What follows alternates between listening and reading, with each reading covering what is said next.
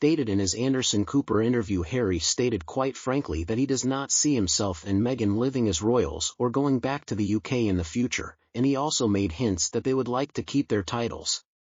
Despite spending £2.4 million of taxpayer money to refurbish Frogmore Cottage, this has sparked debates about whether the royals should reclaim the lease and bar Harry and Meghan from Monarch Properties. Ownership of the property still lies with Harry and Meghan. There are supporters who contend that Harry and Meghan have no right to be living on Crown property, especially because they live near the Wales family.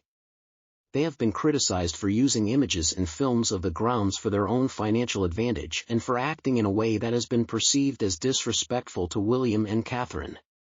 Following their discharge from the army in 2017, Harry and Meghan lived in Nottingham Cottage, where they recently came under fire for remarks they made about it.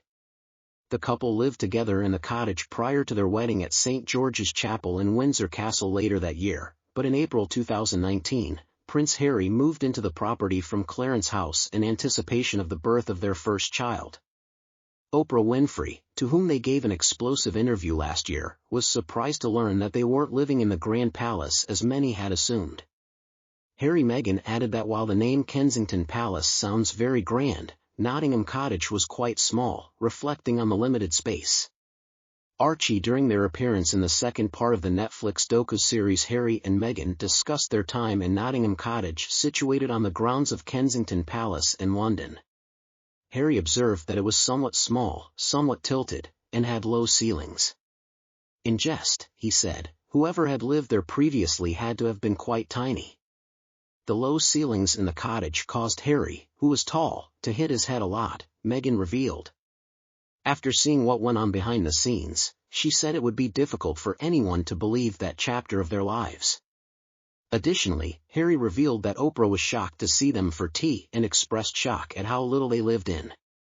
But Harry and Meghan seem to forget that Prince William, Harry's brother, his wife Catherine, and their firstborn son, Prince George, had lived in Nottingham Cottage before them in their casual conversation about their previous home. It was where William and Catherine lived following the birth of Prince George until October 2013, when they moved to an apartment in Kensington Palace. This discrepancy in Harry and Meghan's remarks was immediately brought up by fans.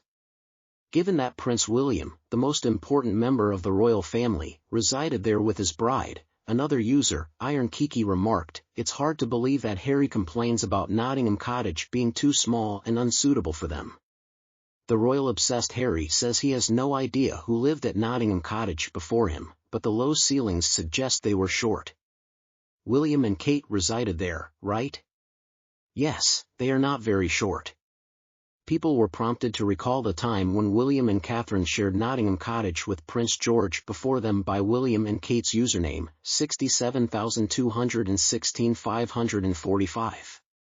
Not that I remember them moaning about their eyes.